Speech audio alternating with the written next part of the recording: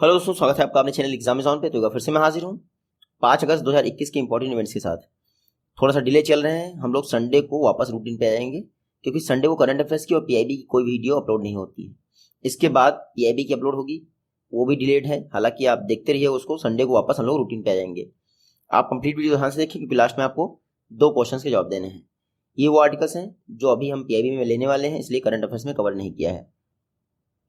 आज का पहला क्वेश्चन है QS best student cities ranking.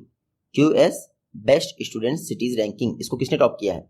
तो इसको टॉप किया है लंदन ने। किसने? लंदन ने। ये देख लीजिए, हाल ही में क्यूएस यानी कॉन्कर्ली साइमंड्स द्वारा बेस्ट स्टूडेंट सिटीज रैंकिंग जारी की गई। इसको लंदन ने टॉप किया लगातार तीसरे वर्ष। देखिए, बेस्ट स्टूडेंट सिटीज रैंकिंग, इसका मतलब ये है क्या है? इसका मतलब ये है कि छात्रों के रहने योग्य सबसे बेस्ट सिटी कौन सी है? तो लंदन स्टूडेंट्स के रहने के लिए बेस्ट सिटी है। इंडिया से टॉप 100 में कोई भी सिटी नहीं आई है। इंडिया से मुंबई की रैंकिंग है 106 और बेंगलुरु की रैंकिंग है 110, याद रखिएगा। हालांकि इंडिया में स्टूडेंट्स के लिए बेस्ट सिटी कौन सी है? मुंबई। मुंबई को पिछली बार की अपेक्षा 29 और बेंगलुरु को पिछली बार की अपेक्षा 21 प्लेसेस का नुकसान हुआ है। तो याद रखिएगा, QS best student cities ranking, इसको लंदन ने टॉप किया है। सेकेंड प्लेस पे आया है म्यूनिक, जर्मनी।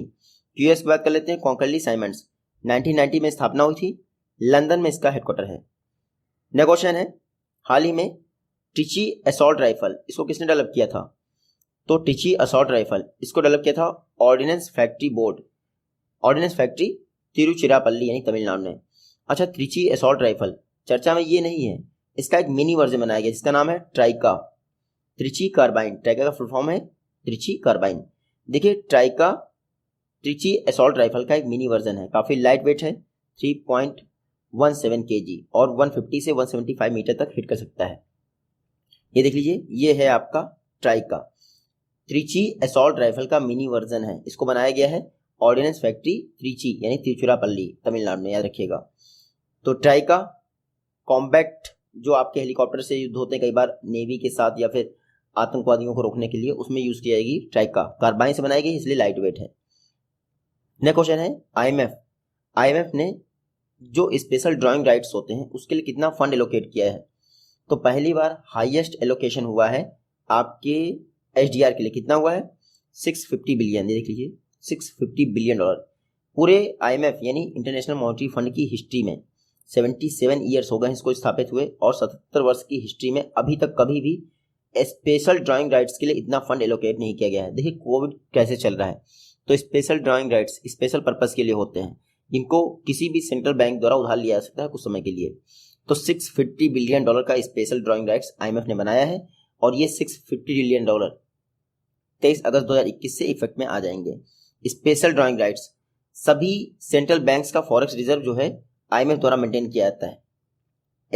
एचडीआर की बात करें सिर्फ, बाकी फॉरेक्स रिजर्व में गोल्ड कॉइन वगैरह बात नहीं कर रहा हूँ। जो एचडीआर है वो एक फॉरेन रिजर्व होता है सेंट्रल बैंक्स का, और इसको आईएमएफ मेंटेन करता है। इसने इस बार आईएमएफ ने एचडीआर की लिमिट बढ़ा दी है और 650 कर दिया, रखिएगा। अब देख लीजिए, आईएमएफ इंटरनेशनल मॉनेटरी फंड दिसंबर 1945 में स्थापना हुई थी, वॉशिंगटन डीसी में हेडक्वार्टर है। चेयरमैन है क्रिस्टेलिना जॉर्जिया, ये बल्गारिया से हैं। चीफ इकोनॉमिस्ट हैं गीता गोपीनाथ। नेक्स्ट क्वेश्चन है, प्रधानमंत्री मुद्रा योजना के लिए 2021-20 के दौरान कितना लोन डिसबर्समेंट का टारगेट रखा गया है? तो इस बार यानी 2021-22 में फाइनेंशियल ईयर 22 में मुद्रा योजना के तहत 3 ट्रिलियन रुपीस 3 लाख करोड़ का लोन डिस्पर्स किया जाएगा। तो ये अपने आप में ही बहुत ज़्यादा है। 3 ट्रिलियन रुपीस 3 लाख करोड़ रुपए के आसपास लोन डिस्पर्स किया जाएगा, तो ये अपने आप में बहुत ज़्यादा है। फाइनेंशियल ईयर 22 में लास्ट ईयर 3.21 ट्रिलियन रुपीस जो है डिस्पर्स किया था, यानी पिछली बार से 0.21 ट्रिलियन कम है। तो देखिएगा, मुद्रा योजना के तहत 3.0 ट्रिलियन इंडियन रुपीज जो है डिस्ट्रीब्यूट किया जाएगा फाइनेंशियल ईयर 2022 में। प्रधानमंत्री मुद्रा योजना की बात करते हैं तो 2015 में लॉन्च की गई थी। पर्पस क्या था? माइक्रो यूनिट डेवलपमेंट किया है रूरल एरियाज में खासकर। इसमें मैक्सिमम 10 लाख तक का लोन किया जाता है। 3 कैटेगरीज में लोन होता है, शिशु, किशोर और तरुण। शिशु में 50,000 तक का लोन दिया जाता है, किशोर में 5 लाख तक का, 50,000 से 5 लाख तक का, और तरुण में आपका 5 लाख से 10 लाख तक का। मुद्रा, इसके लिए एक बैंक रीफाइनेंसिंग एजेंसी भी स्थापित की गई जो बैंकों को इसके लिए लोन प्रोवाइड करती है ताकि वो मुद्रा स्कीम के तहत लोन डिस्ट्रीब्यूट कर सकें। हालांकि जो मुद्रा यूनिट है वो सिडबी के अंतर्गत आती है। नेक्स्ट क्वेश्चन है, कितनी इंडियन कंपनीज को फॉर्च्यून ग्लोबल 500 लिस्ट में शामिल किया गया है? तो 7 इंडियन कंपनी को, कितनी? 7 इंडियन कंपनीज को फॉर्च्यून ग्लोबल 500 लिस्ट में शामिल किया गया है। देख लीजिए, 7 इंडियन कंपनीज को 2021 की फॉर्च्यून ग्लोबल 500 लिस्ट में शामिल किया गया है। इंडिया से टॉप किसने किया है? तो रिलायंस इंडस्ट्रीज ने। हालांकि 500 लिस्ट में उसका प्लेस कौन सा है? 155। तो फॉर्च्यून ग्लोबल 500 लिस्ट में रिलायंस इंडस्ट्रीज लिमिटेड का 155 प्लेस है। हालांकि इंडिया से उसने टॉप किया है। फॉर्च्यून ग्लोबल 500 लिस्ट को टॉप किसने किया है? तो वॉलमार्ट ने। लगातार 8वें वर्ष वॉलमार्ट ने इसको टॉप कर दिया है। फॉर्च्यून एक अमेरिका की बिजनेस मैगजीन है, न्यूयॉर्क में हेडक्वार्टर है। सितंबर 1929 में फॉर्च्यून की स्थापना हुई थी और इंडिया से 7 कंट्रीज हैं। इंडिया से टॉपर है आपकी मुकेश अंबानी की रिलायंस इंडस्ट्रीज, और पूरे वर्ल्ड में टॉपर कौन सी? फॉर्च्यून ग्लोबल 500 के लिए वॉलमार्ट, लगातार 8वें बार।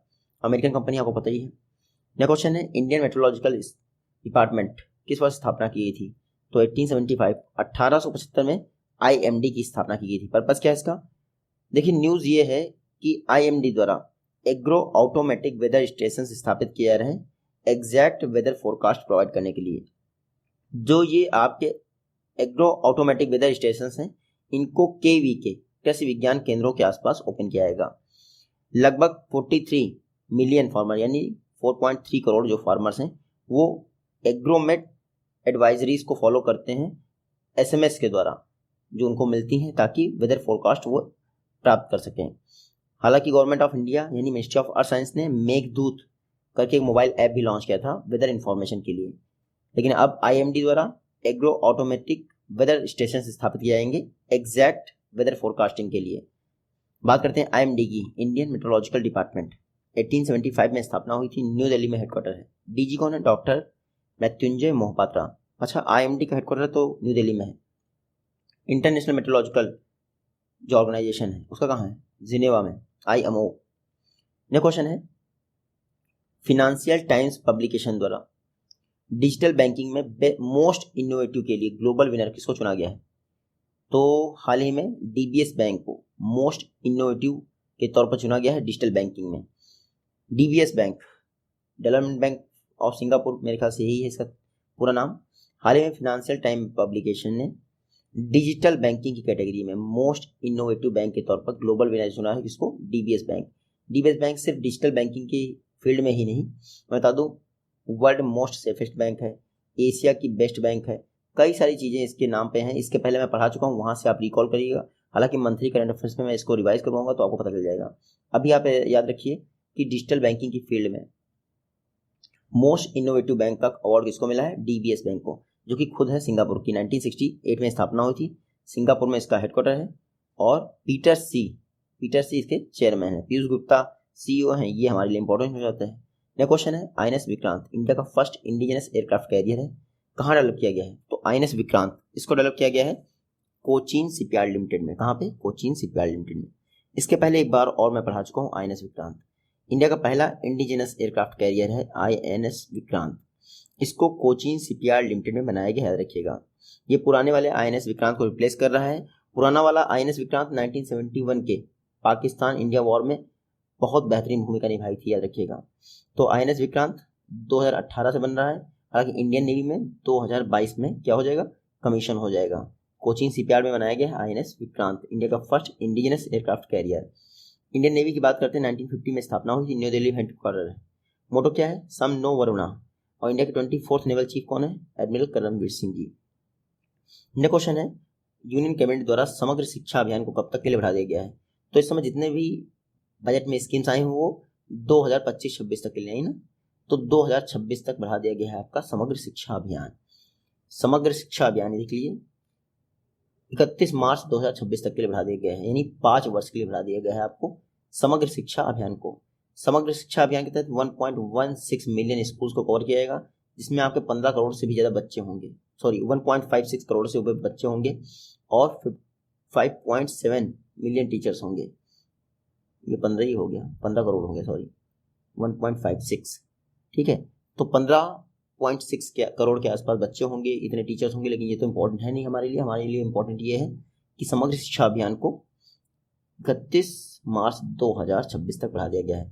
समग्र शिक्षा अभियान, एक चीज़ और नोट कर लीजिएगा, अब समग्र शिक्षा अभियान में चाइल्ड सेफ्टी को भी जोड़ दिया गया है। ये अलग से आप याद रखिएगा, गवर्नमेंट ऑफ इंडिया ने चाइल्ड सेफ्टी को भी समग्र शिक्षा अभियान में जोड़ दिया है।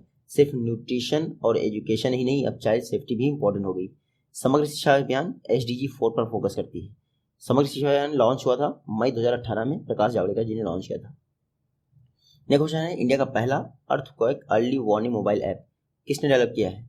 तो इंडिया का पहला earthquake early warning mobile app ये डेवलप किया गया है IIT रुड़की द्वारा। ये देख लीजिए, IIT रुड़की ने उत्तराखंड भूकंप अलर्ट ऐप लॉन्च किया है, जो कि इंडिया का पहला earth care early warning mobile app है। उत्तराखंड में आपको बताइए क्राइसिस चल रहा है, भूकंप आ रहे हैं और उसके बाद बारिश हो रही है, तो कई जगह पे माउंटेन फॉल आप देख रहे होंगे। तो हाल ही में IIT रुड़की ने उत्तराखंड भूकंप अलर्ट मोबाइल ऐप लॉन्च किया, जो कि इंडिया का पहला earthquake early warning mobile app है। उत्तराखंड की कैपिटल 2 है, हाल ही में गैरसैंण इसकी समर कैपिटल बन गई है। चीफ मिनिस्टर पुष्कर सिंह धामी कुछ दिन पहले अपॉइंट हुए हैं, गवर्नर है बेबी रानी मौर्य। इंडिया का ओल्डेस्ट नेशनल पार्क, वर्तमान में उसका नाम है जिम कॉर्बेट नेशनल पार्क, लेकिन जब स्थापना हुई थी 1936 में, तब जिम कॉर्बेट नेशनल पार्क का नाम था हैली नेशनल पार्क, वो याद रखिएगा। नेक्स्ट क्वेश्चन है, माई ऑन मसगांव ये बुक किसने लिखी है? तो माई ऑन मसगांव ये लिखी है रमेश बाबू जी ने। कैप्टन रमेश बाबू इंडियन नेवी में थे, इनकी एक बुक है माई ऑन मसगांव। देखिए मुंबई में मसगांव डॉकयार्ड लिमिटेड है, वहीं पर कैप्टन रमेश बाबू काम करते थे, तो उसी का नाम है माई ऑन मसगांव, याद रखिएगा। ये देखिए मसगांव डॉकयार्ड में काम किया था इन्होंने। कैप्टन रमेश बाबू की कई सारी बुक हैं, आफ्टर यू सर, फिर कालीकट हेरिटेज ट्रेल्स, लेकिन आप याद रखिएगा माई ऑन मसगांव कैप्टन रमेश बाबू की बुक है मसगांव डॉकयार्ड लिमिटेड पर। नेक्स्ट क्वेश्चन है, सहरोज कशीफ ये यंगेस्ट पर्सन बन गए हैं जो कि K2 पर चढ़ाई की है। K2 गॉडविन ऑस्टिन K2 कहाँ पर है? POK में। हालांकि इंडिया की सबसे ऊंची चोटी है, लेकिन वो POK में है। तो इंडिया यानी सिर्फ मैप की बात की जाए तो कंचनजंगा इंडिया की सबसे ऊंची। सहरोज कासिफ ये पाकिस्तान से हैं और K2 पर चढ़ाई करने वाले यंगेस्ट पर्सन बन गए हैं। पाकिस्तान की चोटियों पर कोई चढ़ाई नहीं करता है, मतलब पाकिस्तान में जो स्थित चोटियां हैं उन पर कोई चढ़ाई नहीं करता है, तो पाकिस्तान के लोग ही चढ़ते रहते हैं। सहरोज कासिफ मात्र 19 ईयर्स के हैं और ये यंगेस्ट पर्सन बन गए हैं पूरे वर्ल्ड में जिन्होंने K2 पर चढ़ाई की है, जो कि वर्ल्ड की सेकंड हाईएस्ट पीक है आफ्टर सागरमाथा यानी कि एवरेस्ट। सहरोज कासिफ का नाम याद रखिएगा, सहरोज कासिफ पाकिस्तान से हैं, यंगेस्ट पर्सन बन गए हैं जिन्होंने गॉडविन ऑस्टिन K2 पर चढ़ाई की है। और K2 कहाँ पर है? POK में याद रखिएगा। सागरमाथा यानी एवरेस्ट कहाँ पर है? नेपाल में है। और इंडिया की कंचनजंगा सबसे ऊंची चोटी है। K2 की ऊंचाई आप जानती हैं 8611 मीटर, ये सेकंड हाईएस्ट पीक है। पाकिस्तान कैपिटल आपको पता है, करेंसी है रूपी, प्राइम मिनिस्टर कौन है? इमरान खान, प्रेसिडेंट कौन है? आरिफ अलवी। नेक्स्ट क्वेश्चन है, RBI द्वारा किस बैंक को एजेंसी बैंक के तौर पर इम्पैनल किया गया है? तो RBI ने इंडसइंड बैंक को, किसको? इंडसइंड बैंक को एजेंसी बैंक के तौर पर इम्पैनल किया है। ये देख लीजिए इंडसइंड बैंक, इसको RBI द्वारा एजेंसी बैंक के तौर पर इम्पैनल किया गया है। इससे क्या होगा? गवर्नमेंट रिलेटेड जितने भी बिजनेसेस हैं उसमें ट्रांजेक्शन के लिए अब इंडसइंड बैंक भी एलिजिबल हो गई है। जैसे आपका स्मॉल सेविंग स्कीम्स हैं, पेंशन फंड्स हैं, इनका ट्रांजेक्शन भी अब इंडसइंड बैंक में किया जा सकता है। तो इंडसइंड बैंक को एजेंसी बैंक का टाइटल मिल गया है, RBI ने दे दिया है। इंडसइंड बैंक 1994 में स्थापना हुई थी, पुणे में इसका हेडक्वार्टर है। सुमंत काटपालिया इसके कौन है? CEO। नेक्स्ट क्वेश्चन है, इंडियन पैरालंपिक्स टीम्स के लिए एक थीम सॉन्ग बनाया गया है, कर दे कमाल तू। इस थीम सॉन्ग को किसने लॉन्च किया है? तो कर दे कमाल तू इसको लॉन्च किया है अनुराग ठाकुर ने। आप सबको पता है ओलंपिक 8 अगस्त को समाप्त हो रहा है, इसके बाद पैरा ओलंपिक्स होगा 24 अगस्त से। तो उसमें इंडिया के पैरा ओलंपिक्स जो प्लेयर हैं वो जा रहे हैं। इंडिया से 54 पैरा ओलंपिक जो प्लेयर हैं वो जा रहे हैं। हालांकि ओलंपिक के लिए कितने गए थे? 119, याद रखिएगा। पैरा ओलंपिक के लिए 54 एथलीट्स जा रहे हैं, जबकि ओलंपिक के लिए 119 गए थे। तो पैरा ओलंपिक जो एथलीट्स हैं उनके लिए कर दे कमाल तू सॉन्ग जो है थीम सॉन्ग बनाया गया है, जिसको गाया है संजीव सिंह जी ने, जो कि एक दिव्यांग क्रिकेटर हैं। कंपोज भी संजीव सिंह ने किया, गाया भी। हालांकि इस सॉन्ग को यानी कर दे कमाल तू को लॉन्च किसने किया है? तो न्यू दिल्ली में लॉन्च किया है अनुराग सिंह ठाकुर जी ने, जो मिनिस्टर ऑफ यूथ अफेयर्स हो गए हैं, आपको पता ही, स्पोर्ट और यूथ के। इंडिया के जो 54 पैरा ओलंपिक एथलीट्स हैं वो 9 स्पोर्ट्स इवेंट्स में पार्टिसिपेट करेंगे। यह क्वेश्चन है, LIC की मैनेजिंग डायरेक्टर इसका चार्ज किसने लिया है? तो मिनी आईपी ने LIC के MD का चार्ज लिया है। ये देख लीजिए, ये है मिनी आईपी, LIC की नई MD बन गई हैं। देखिए LIC में जो चेयरमैन का पद था उसको अब नॉन एग्जीक्यूटिव कर दिया गया है और मैक्सिमम जो रिटायरमेंट की एज है चेयरमैन की वो 62 एज कर दी गई, याद रखिएगा। एक दो वीडियोस में मैं 65 एज बोल गया, सुप्रीम कोर्ट के न्यायाधीश के बराबर। लेकिन आप याद रखिएगा जो LIC का नॉन एग्जीक्यूटिव चेयरमैन होगा उसकी रिटायरमेंट एज 62 ईयर हो गई है। और हाल ही में मिनी IP को LIC का MD बनाया गया है। तो MD एंड CEO इसकी पोस्ट बन गई है LIC में। अब जो चेयरमैन है MR कुमार, इनका टेन्योर तो 62 ईयर रहेगा, लेकिन ये नॉन एग्जीक्यूटिव रहेंगे, यानी फ्री में सैलरी देनी है। LIC की स्थापना हुई थी 1956 के LIC एक्ट द्वारा। मुंबई में इसका हेडक्वार्टर है। चेयरमैन कौन है? MR कुमार। नेक्स्ट क्वेश्चन है कल्याणी मेनन, हाल ही में इनका निधन हो गया। ये क्या थी? कल्याणी मेनन जानी मानी प्लेबैक सिंगर थी, हाल ही में इनका निधन हो गया। ये हैं कल्याणी मेनन जी, तमिलनाडु से बिलोंग करती थी। 80 वर्ष की एज में इनका निधन हो गया, याद रखिएगा। प्लेबैक सिंगर कल्याणी मेनन, इनका निधन हुआ है चेन्नई में। तो काफ़ी तबीयत खराब है, लेकिन क्या करें, रिकॉर्डिंग तो करनी है। ये आज की वीडियो से क्वेश्चन है, आई होप कि आप इनका जवाब दे पाएंगे। जल्दी मिलते हैं आपसे नेक्स्ट वीडियो में, तो टेक केयर, गुड बाय।